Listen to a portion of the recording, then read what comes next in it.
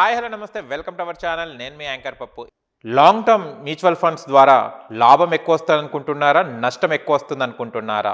లాభం ఎక్కువ వస్తుందంటే ఏ కామెంట్ చేయండి, నష్టం ఎక్కువ అవుతుందంటే బి కామెంట్ చేయండి. ఈరోజు మనతో స్పెషల్ గెస్ట్ ఉన్నారండి. ఆ గెస్ట్ ఎవరో కాదు, AMFI registered mutual fund distributor Bonagalla Solman గారు మనతోనే ఉన్నారు. ఆయన చాలా వరకు మనకు డౌట్స్ ఉన్నాయి మ్యూచువల్ ఫండ్స్ గురించి. అదే సార్ని అడిగి తెలుసుకునే ప్రయత్నిద్దాం. నమస్తే సార్. నమస్తే పప్పు. ఎలా ఉన్నారు? బాగున్నానండి, దేవుని దయ వల్ల. ఓకే, చాలా వరకు మనకు మ్యూచువల్ ఫండ్స్ ఇన్వెస్ట్ చేయాలి అదే అంటుంటారు. బట్ మ్యూచువల్ ఫండ్స్ ద్వారా అడ్వాంటేజ్ ఏంటిది, డిసడ్వాంటేజెస్ ఏంటి సార్ మ్యూచువల్ ఫండ్స్లో, కొంచెం చెప్తారా? మంచి క్వశ్చన్ అడిగారండి పప్పు గారు. ఫస్ట్ మనం అడ్వాంటేజెస్ చూసుకుందాం పప్పు గారు. ఇప్పుడు మన మ్యూచువల్ ఫండ్స్లో పప్పు గారు different types of mutual funds ఉంటాయి. Liquid funds, debt funds, equity funds. అయితే లిక్విడ్ ఫండ్స్, డెట్ ఫండ్స్ మనం మాట్లాడట్లా. ఇప్పుడు ఈక్విటీ ఫండ్స్ గురించి మాట్లాడుతున్నాం. ఈక్విటీ ఫండ్స్ అంటే స్టాక్స్లో ఇన్వెస్ట్ చేసేదాన్ని, షేర్స్ ఇన్వెస్ట్ చేసేదాన్ని ఈక్విటీ ఫండ్స్ అంటారు పప్పు గారు. అయితే డైరెక్ట్ స్టాక్స్ కొంటే డిఫరెంట్ రేట్స్ ఉంటాయి, ఒక్కొక్క స్టాక్ ఒక్కొక్క రేట్. ఇప్పుడు ఎంఆర్ఎఫ్ స్టాక్ ఎంతండి ఈరోజు జూన్ 2024? 1,27,000. చిన్న వ్యక్తి ఒక నెలకి 500 కట్టుకోవాలి, నెలకి 1000 కట్టుకోవాలి. ఆ వ్యక్తి ఎంఆర్ఎఫ్ స్టాక్ కొనగలడా? ఒక్క స్టాకు 1,27,000. ఎంత సమకూర్చుకుంటూ కొనగలడు? సో మనకి మ్యూచువల్ ఫండ్స్లో ఏమిటంటే నెలకు 500 కట్టే వ్యక్తి కూడా, నెలకు 1000 రూపాయలు కట్టే వ్యక్తి కూడా ఈక్విటీ మ్యూచువల్ ఫండ్ ఎన్నుకుంటే ఫండ్ మేనేజర్ ఎంఆర్ఎఫ్ స్టాక్లో కూడా పెడతాడు. అంటే కొంచెం ఆ ఫండ్లో వివిధ వ్యక్తుల నుంచి వచ్చిన డబ్బు ఎక్కువ ఉంటుంది. నెలకు ఒక 100 కోట్లు, 500 కోట్లు ఉంటుంది. ఎంఆర్ఎఫ్ స్టాక్ కూడా కొట్టాడు. ప్రపోర్షనేట్గా ఇతనికి యూనిట్స్ అలాట్ అవుతాయి. అంటే ఫస్ట్ అడ్వాంటేజ్ ఏమిటంటే చిన్న వ్యక్తులు కూడా, కొంచెం సంపాదించే వ్యక్తులు కూడా ఈక్విటీ మ్యూచువల్ ఫండ్ తీసుకుంటే, చిన్న వ్యక్తులు కూడా నెలకి 500, 1000 కట్టే వ్యక్తులు కూడా ఈక్విటీ మ్యూచువల్ ఫండ్ సెలెక్ట్ చేసుకుంటే 30 నుంచి 50 కంపెనీస్లో పార్ట్ ఓనర్ అవుతారు. First advantage. రెండవది ఏమిటంటే పప్పు గారు, డైరెక్ట్ స్టాక్ ఏ కంపెనీ అయినా కావచ్చు, అది హెచ్డిఎఫ్సి కావచ్చు, ఇంకోటి కావచ్చు. డైరెక్ట్ స్టాక్ ఉంటే మీరు ఆ కంపెనీలో ఓనర్ అవుతారు, పార్ట్ ఓనర్. అయితే ఒకే కంపెనీలో మనం పెట్టుకుంటే హై రిస్క్ ఉంటుంది. కొన్ని కంపెనీస్ సపోజ్ మేనేజ్మెంట్ లాభాలు రాకపోవటం వల్ల కావచ్చు, ఏదైనా ఫ్రాడ్ అవ్వచ్చు కావచ్చు, జీరో కూడా అయ్యే అవకాశం ఉంటుంది. మ్యూచువల్ ఫండ్స్ ద్వారా పెడితే డైవర్సిఫికేషన్. మనకి ఆర్థిక సూత్రం ఏమిటంటే all eggs should not keep in one tray. ఒకే ట్రేలో అన్ని గుడ్లు పెట్టకూడదు. పెడితే ఏమవుతుంది, ట్రే కింద పడితే అన్నీ పోతాయి. సో ఆర్థిక సూత్రం ఏమిటంటే మీ దగ్గర డబ్బు ఉంటే వివిధ రకాలుగా ఎఫ్డీలో పెట్టుకోండి, రియల్ ఎస్టేట్లో పెట్టుకోండి, ఈక్విటీ మ్యూచువల్ ఫండ్స్లో పెట్టుకోండి, వివిధ రకాలుగా పెట్టుకోవచ్చు. అందుకే ఈక్విటీ మ్యూచువల్ ఫండ్లో మళ్ళీ ఒక స్టాక్ కాకుండా 30 నుంచి 50 స్టాక్స్, అది 1000 కట్టనివి, 5,000 కట్టినాయి, 1,00,000 కట్టినాయి మంత్లీ, 30 నుంచి 50. మళ్ళీ ఒక రంగం కాదు, 10 నుంచి 15 రంగాలు. ఫినాన్స్ ఒక రంగం, ఫార్మా ఒక రంగం, బ్యాంకింగ్ ఒక రంగం, ఇన్ఫ్రా ఒక రంగం, అలా 10 నుంచి 10. ఎందుకు ఇన్ని రంగాలంటే రిస్క్ డైవర్సిఫికేషన్ అవటం కోసం, రిస్క్ తగ్గుతుంది. ఓకేనా పప్పు గారు? సెకండ్ అడ్వాంటేజ్ ఏంటంటే ప్రొఫెషనల్ మేనేజ్మెంట్. మ్యూచువల్ ఫండ్స్లో మీకు ఫస్ట్ లాభాలు చెప్తున్నాను నేను. ప్రొఫెషనల్ మేనేజ్మెంట్ అంటే ఏంటి? ఇప్పుడు చూడండి, మీరు ఫ్యూచర్ అండ్ ఆప్షన్స్ ఆడే వాళ్ళకి కానీ, ఇంట్రాడే వాళ్ళకి కానీ, లేదంటే ఈ స్టాక్ కొనండి, ఈ స్టాక్ అమ్మండి అనే వాళ్ళకి చిన్న టిప్స్కే వాళ్ళు ఛార్జ్ తీసుకుంటున్నారు. అసలు కొనటం కాదండి, వెబినార్స్ పెట్టి మీకు కొనటం ఎలాగో అమ్మటం ఎలాగో నేర్పించడానికే ఛార్జ్ తీసుకుంటున్నారు.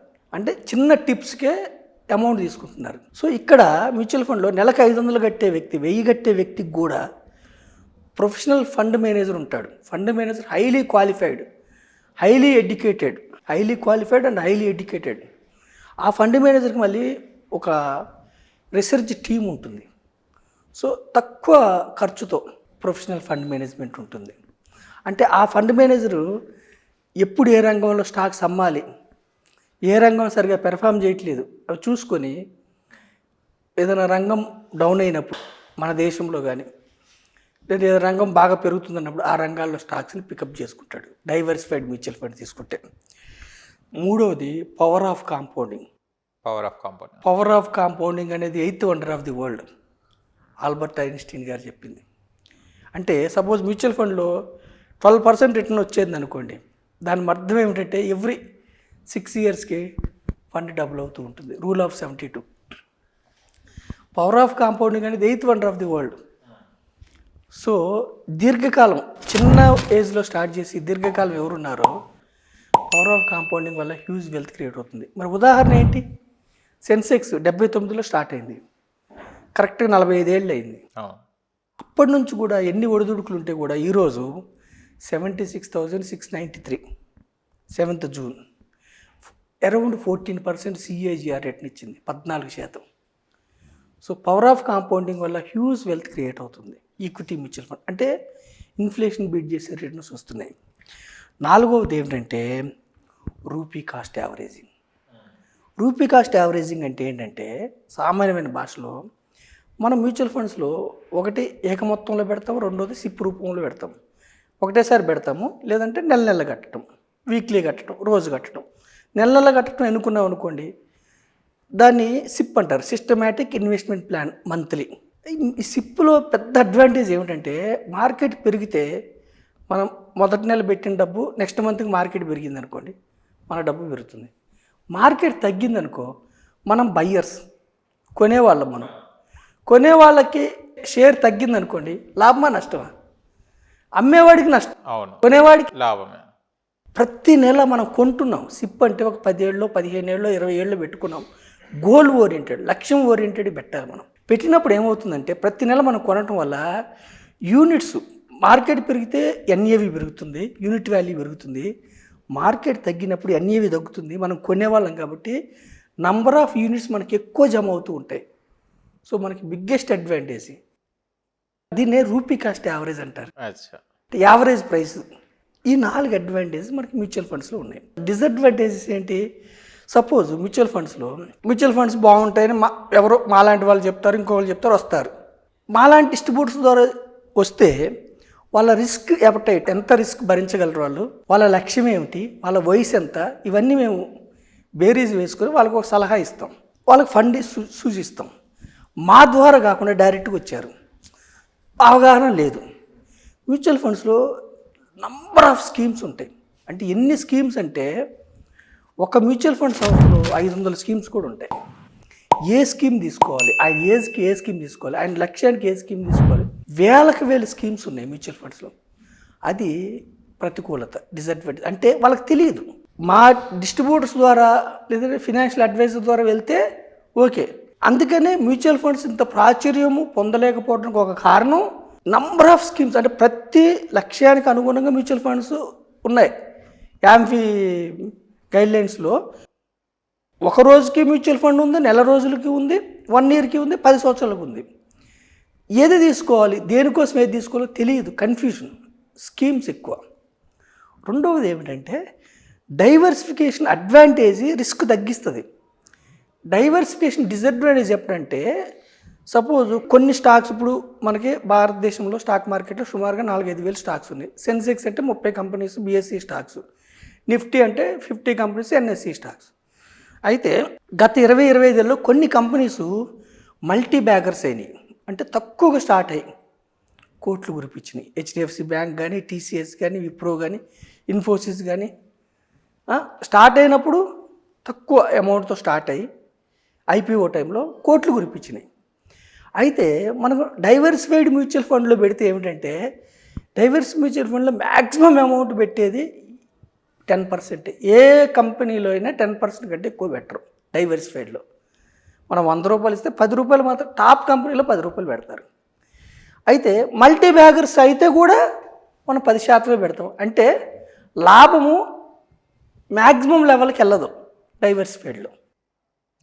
ఓకేనా పప్పు గారు? అంటే డైరెక్ట్ స్టాక్స్ కొంటే ఒక్కోసారి కొన్ని కంపెనీస్ జీరో అయిన స్టాక్స్ కూడా ఉన్నాయి. అయితే కొన్ని మల్టీ బ్యాగర్స్ అయినాయి, కొన్ని జీరో అయినాయి, కొన్ని ప్రాఫిట్ లేకుండా అక్కడక్కడ ఉండే ఉంటాయి. అంటే డైరెక్ట్గా ఉంటే ఆ risk high return high risk లేకపోతే ఏం రాకుండా ఉంటుంది. మ్యూచువల్ ఫండ్స్ ద్వారా కొంటే ఏంటంటే ఒక 12%, ఒక 15%, ఒక 18%, ఒక 8%. ఫండ్ మేనేజర్ యొక్క సామర్థ్యాన్ని బట్టి, ఆ సెక్టార్ యొక్క డిఫరెంట్ డైవర్సిఫైడ్ సెక్టర్ సామర్థ్యం బట్టి మినిమం ఇంతని గత చరిత్ర ఆధారంగా చూస్తే సెన్సెక్స్ 14%, సెన్సెక్స్ ఇండెక్స్ ఫండ్లోనే పెట్టారనుకోండి 14% వచ్చింది. అంటే ఇక్కడ ప్రతికూలతలు ఏంటంటే వేలకు వేల స్కీమ్స్. ఇంకొకటి ఏమిటంటే ఏదైనా మల్టీ బ్యాగర్ స్టాక్ ఉన్నప్పుడు దాన్ని ఫుల్ ప్లెడ్జ్డ్గా మనం 10% మాత్రమే పెడతాం కాబట్టి కోట్లు కురిపించే కోట్లు కూడా మనం ఏంటంటే 10% పెడతాం. అంటే మనం ఎప్పుడు కూడా ఇన్వెస్టర్ రిస్క్ని చూసుకొని డిసడ్వాంటేజ్లో ఇవి కొంచెం ఎక్స్పెన్స్ రేషియో ఉంటుంది మ్యూచువల్ ఫండ్స్లో. డైరెక్ట్ స్టాక్స్ కొంటే మనకు ట్రాన్సాక్షన్ ఛార్జెస్ కంటే మ్యూచువల్ ఫండ్లో ఫండ్ మేనేజర్ మెయింటైన్ చేస్తున్నారు కాబట్టి కొంచెం ఎక్స్పెన్స్ రేషియో ఉంటుంది. డిసడ్వాంటేజ్తో పోలిస్తే అడ్వాంటేజెస్ ఎక్కువ. ఓకే. సో మనం మ్యూచువల్ ఫండ్స్ని ఎందుకు ప్రమోట్ చేస్తామంటే చిన్న వ్యక్తి కూడా ఇన్ఫ్లేషన్ బీట్ చేసే రిటర్న్ ఈక్విటీ మ్యూచువల్ ఫండ్స్లో వచ్చాయి. కాకపోతే ఒక డిస్ట్రిబ్యూటర్ ద్వారా నాలెడ్జ్తో రిస్క్ ఉంటుంది, మ్యూచువల్ ఫండ్స్ గ్యారంటీ రిటర్న్స్ ఉండవు, రిస్క్ ఉంటుందని అర్థం చేసుకొని రిస్క్ అనుగుణంగా మ్యూచువల్ ఫండ్లో ఒక పద్ధతి ప్రకారం నాలెడ్జబుల్గా పెడితే ప్రతిఫలం ఉంటుంది. Okay, super sir. Advantages disadvantages కూడా చెప్పారు, చాలా చాలా చక్కగా చెప్పారు సార్. థ్యాంక్ యూ అండి పప్పు గారు.